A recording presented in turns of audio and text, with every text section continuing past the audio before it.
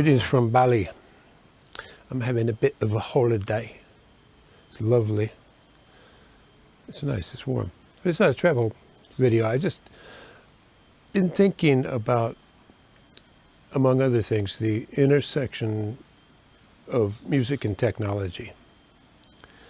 And it occurs to me that they're inseparable, except for, a cappella vocal music. There's some kind of technology involved, even if it's a hollow log being beaten with a club, right? Which was probably the first musical instrument. That hollow log is a tool. It's a means to an end, that the end being making some music. One thing I'm worrying about gets lost, because so many of the tools that are coming out now, the apps and software, arranger keyboards, whatever it might be, they all purport to say you can make music easy. It's easy. And what I think this perpetuates the myth that playing music is hard, that playing an instrument is hard. It's not. It's easy. Take a piano, for instance. Press down a note. Next time you walk past a piano, press down a note. The piano does all the work. There's a system of levers, and you press that note, and a hammer comes up and strikes the string. And if the piano's been tuned, you're in business. And basically, the other myth is that playing music or doing anything creative requires talent. Talent is a myth. It's overblown. And people say, I took guitar lessons and I just don't have any talent.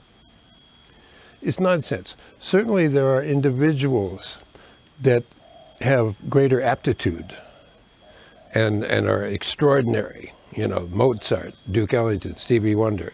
These people, Keith Jarrett. The rest of us have to figure out how to do this in the best way that we can. But even those people, like Miles Davis said, look, I didn't just happen, right? I spent hours learning to play the horn. I studied music at Juilliard. And he would get kind of, people say, you're so talented, Mr. Davis. As if he just, he said, I didn't just happen. It was a lot of work. Charlie Parker, when he Kansas City, he sat in with some people that he wasn't ready for. And I think it was Joe Jones was the drummer, threw a cymbal at his feet. And so he disappeared for about 6 months and went off and practiced. But what stops people is this idea that you need some kind of talent that is just going to magically happen, but it doesn't. Everybody starts, I think of it like, I wish we could remember taking our first steps as a baby. No one really does. But you watch babies, and when they're getting their legs, they stand up and then they fall on their asses 1,000 times, and they keep getting back up. But then when they finally find their feet and they can start walking, the joy is just incredible, and there's no stopping them at that point. That's the way it is with playing music. You're learning a skill and muscle memory, and also there's a language involved. And that makes it sound complicated, but really, music is harmony, melody, and rhythm, not in that order, not in any order. Sometimes you can dispense, you can just pick two if you want. There are rules, but they can all be thrown away. But the point of it is that learning is if you just start somewhere. What the first thing you have to do is tell your inner critic to sit down and shut up. I'm doing something here. Don't bother me. And you don't judge yourself, and you just try to enjoy what you're doing.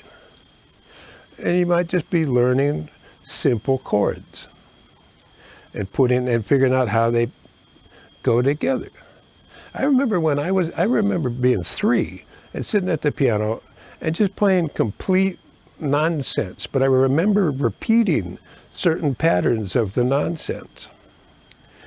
And I'm sure it sounded god-awful, but I think of it like it's another analogy of children, because we all start out, every child loves to draw, and we're all artists, when we're little kids.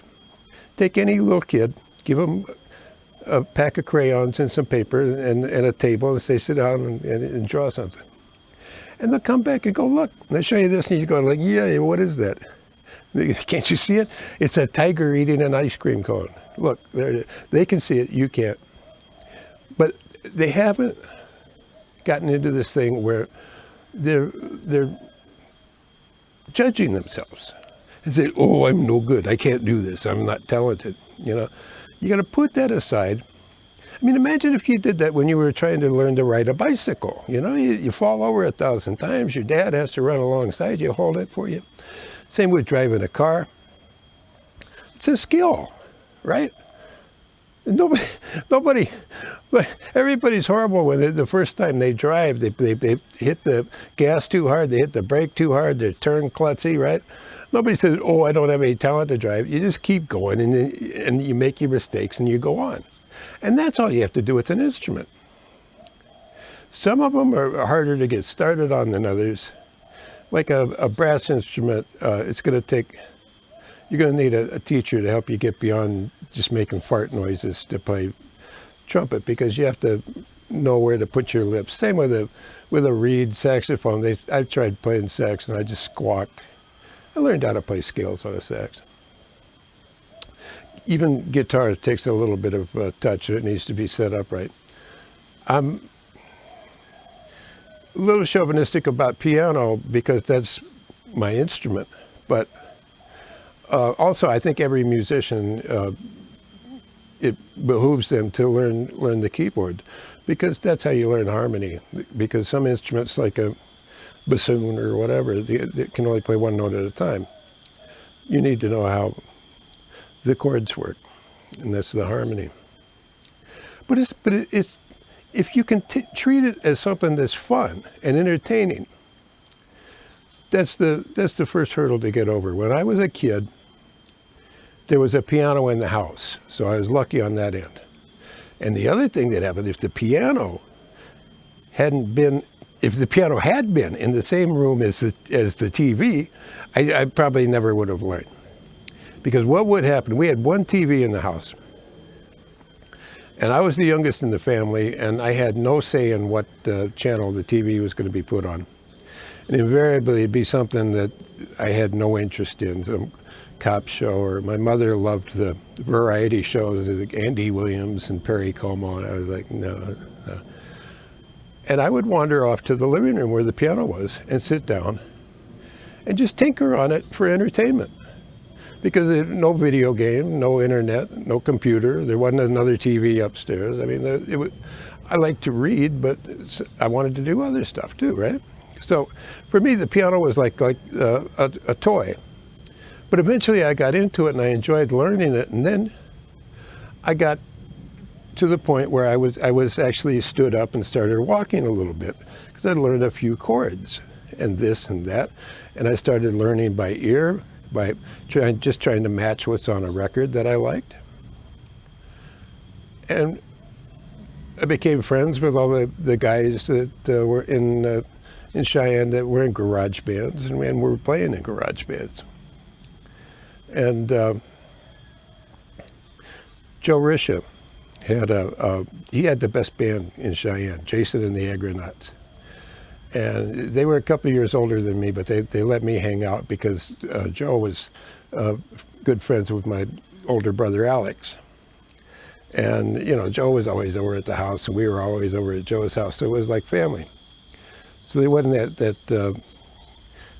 well, one of the times the singer said, Joe, why do you let Wolford's little brother hang out here? And Joe said, don't worry about it. But I was fascinated. I'd go to all their rehearsals, and I'd sit behind their organ player, who was the nicest guy in the world, Rick Orison, and a good player. and Rick had the exact same Farfisa organ as the guy in the Doors, right? And so he was like legit. And we'd teach each other stuff. Rick taught me the intro to Light My Fire, which I couldn't figure out, but he showed me, no, he said, it's just this phrase, then that phrase, then this, then that. And a couple of months later, I was able to return the favor, and I showed him how to play the intro to In-A-Gadda-Da-Vida. I mean, back then, that's what you had. You know, if you couldn't play Light My Fire and In-A-Gadda-Da-Vida, forget it, you were useless. But In-A-Gadda-Da-Vida actually helped me learn about chords, because it starts, they're just triads, the arpeggio. And it's D minor. This starts out in the second position, and then root position, and then the first position, and repeats, and that's all there is to it. And then it goes, so that was it. We'd share the knowledge, because there was no internet, there was no YouTube. I remember Paul McCartney tells a story about he and George would go around and try to collect guitar chords. They're trying to figure out chords from an Everly Brothers song or Roy Orbison or something. And George said, no, this fellow up the way, he knows that chord from the Everly Brothers. So they get on a bus and go find this guy to teach him a C minor sixth chord, or maybe a G7 augmented or something. And you know, every little bit, learning a new chord, it's like vocabulary. You know, that's when I said earlier, it's like learning a language. It's vocabulary. So, I mean, if you go step by step, and even if you don't take it seriously, you don't want to become, you know, a virtuoso, you know. I didn't let Keith Jarrett discourage me from playing, even though I knew that I'll never be Keith Jarrett, right? Or Herbie Hancock or Chick Corea or any of my other idols. I used them as inspirations. But even if you're not going to be like serious about it and pursue it as a career, which I don't advise that you do, it still can be rewarding, not in a financial sense, but just a sense of accomplishment and fun. And you don't be self-conscious about it, and keep it to yourself, and don't worry about it. It's not that hard. And especially now on this thing, on this internet with YouTube. I mean, there's probably 50,000 tutorials on how to play the intro to Light My Fire, or In-A-Gadda-Da-Vida for that matter, or anything, you know. You needed to know 96 Cheers too. But it's really, if you treat it as being fun, in a journey that never ends, you will never get to the end of music. You'll never really master the instrument. But if you treat it as fun, it deepens your appreciation for music, because you learn even the simple stuff, and you're going to start to hear it when you listen to a record. And you hear like, oh, okay, the chords in Wild Thing are the same as the chords in Louie Louie. You know, who knew? It deepens your appreciation for music. And if you like music, then that's a reason to do this. And you don't have to take it seriously. And it's better if you don't. And like I say, put that inner critic away. Enjoy it. And eventually you might get the danger in it is getting bit by the bug, and then it becomes a passion and an addiction. And I always say that being a musician is a terminal disease. There's no cure for it. But it has its good points. So that's the side of this. Other than that, I love the technology. I love all of it. And I'm going to do another video about the intersection of music and technology, because it's just always been there, especially as you consider even the most rudimentary musical instruments are, you know, they're like apps. Well, I guess I've said enough. And then it's something that you can share with other people if you want to put together a band and have fun with it. It's a joy. So that's There's the point of this, and because an app makes it easy and makes it so that you don't have to know music theory, you don't have to know scales, you don't have to know chords, doesn't mean that learning those things is some kind of arcane art, you know, some kind of secret of alchemists. It's not. It's all there, and especially now with YouTube and the internet, you can find anything. You don't have to get on the bus and go find that guy that knows the chord to the Roy Orbison song. And it's just fun.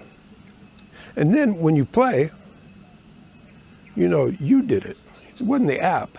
Yeah, I did that. It wasn't some app that did it. Yeah. There's something to be said for making music from scratch. And then there's other things to be said for quantizing it when you're sloppy. So it all works. All right, well, that's the story. I'm in Bali, but I'll be back. It's beautiful here. And I'll see you next time. Subscribe. You. Yeah. No, you.